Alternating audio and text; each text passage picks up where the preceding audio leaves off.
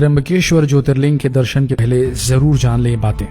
त्र्यंबकेश्वर मंदिर महाराष्ट्र के नासिक जिले में स्थित है।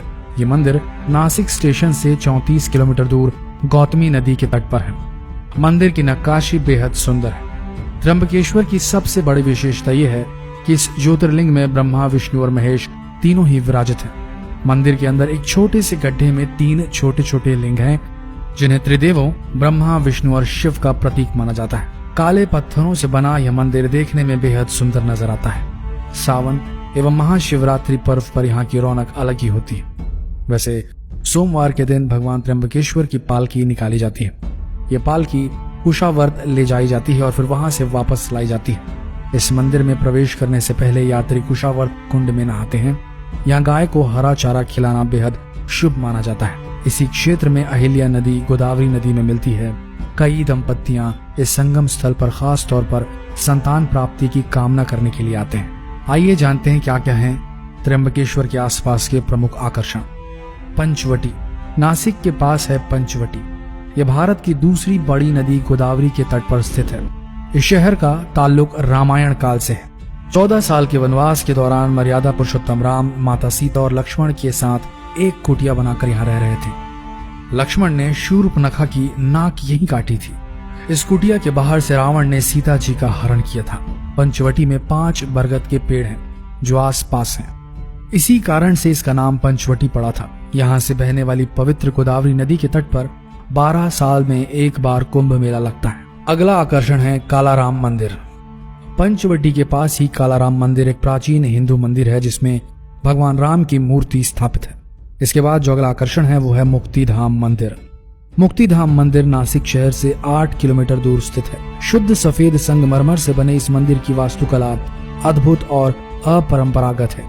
इसके दीवारों पर भगवत गीता के 18 अध्याय खुदे हैं। ये मंदिर भारत में 12 ज्योतिर्लिंगों की सटीक प्रतिलिपि है। पांडवलिनी गुफाएं, इन्हें नासिक गुफाएं भी कहते हैं। त्रिवाश्मी हिल्स के पठार पर बसी पांडवलिनी गुफाएं, ये जो हैं 24 नक्काशीदार गुफाओं का एक समूह है जो बौद्ध भक्ति प्रथाओं के बदलावों को दर्शाता है। इसके बाद जो आकर्षण वहां मिलता है वो है इगतपुरी।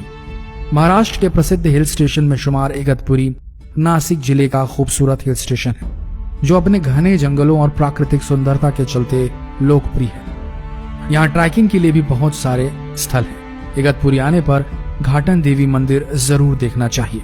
मंदिर से नीचे की घाटी और सह्याद्री पर्वतमाला के खूबसूरत नजारे देखे जा सकते हैं। तो आइए अब जानते हैं कि त्र्यंबकेश्वर कैसे पहुंचा जाए। त्र्यंबकेश्वर जाने के लिए नासिक पहुंचा जाता है। यह भारत के हर क्षेत्र से रेल तथा सड़क मार्ग से जुड़ा हुआ है। हवाई मार्ग से जाने के लिए संभाजी नगर तथा पुणे हवाई अड्डा समीप है। त्र्यंबकेश्वर गांव नासिक से काफी नजदीक है। नासिक पहुंचकर वहां से त्र्यंबकेश्वर के लिए बस, ऑटो या टैक्सी लिए जा सकते हैं। आपको एक और बेहतरीन जगह बताते हैं त्र्यंबकेश्वर के आसपास, वो है भंडारदरा। भंडारदरा सह्याद्री पर्वत पर नासिक से लगभग 70 किलोमीटर की दूरी पर स्थित है।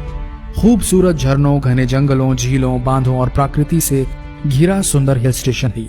शिव जी के 12 ज्योतिर्लिंगों में श्री त्र्यंबकेश्वर को 10वां स्थान दिया गया है। इसे त्र्यंबकेश्वर शिव मंदिर भी कहते हैं। यहाँ समीप में ही ब्रह्मगिरी नामक पर्वत से गोदावरी नदी निकलती है। जिस प्रकार उत्तर भारत में प्रवाहित होने वाली पवित्र नदी गंगा का विशेष आध्यात्मिक महत्व रखती है, उसी प्रकार दक्षिण में प्रवाहित होने वाली इस पवित्र नदी गोदावरी का विशेष महत्व है। जहाँ उत्तर भारत की गंगा को भागीरथी कहा जाता है, वहीं इस गोदावरी नदी को गौतमी गंगा कहकर पुकारा जाता है। भागीरथी राजा भागीरथ की तपस्या का परिणाम है, तो गोदावरी ऋषि गौतम की तपस्या का साक्षात फल है। चलिए आपको सुनाते हैं त्र्यंबकेश्वर की कथा। यहाँ प्रचलित कथा के अनुसार प्राचीन समय में ब्रह्मगिरी पर्वत पर देवी अहिल्या के प्रति ऋषि गौतम रहते थे और तपस्या करते थे। क्षेत्र में कई ऐसे ऋषि थे जो गौतम ऋषि से ईर्ष्या करते थे और उन्हें नीचा दिखाने की कोशिश करते रहते थे।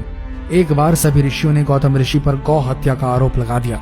सभी ने कहा कि इस हत्या के पाप के प्रायश्चित में देवी गंगा को यहाँ लेकर आना होगा। तब गौतम ऋषि ने शिवलिंग की स्थापना करके पूजा शुरू कर दी। ऋषि की भक्ति से प्रसन्न होकर शिव जी और माता पार्वती वहां प्रकट हुए। भगवान ने वरदान मांगने को कहा। तब ऋषि गौतम से शिव जी ने देवी गंगा को स्थान पर भेजने का वरदान मांगा। देवी गंगा ने कहा कि यदि शिव जी भी स्थान पर रहेंगे तभी वह यहाँ पर रहेंगी।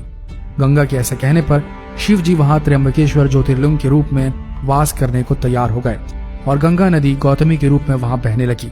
गौतमी नदी का एक नाम गोदावरी भी है। तो दोस्तों, ये थी त्र्यंबकेश्वर की वो जरूरी बातें जो आप सबको जाननी जरूरी थी अपने अगले त्र्यंबकेश्वर ट्रिप के लिए। तो बिल्कुल जाइए, घूम कर आइए, दर्शन करके आइए।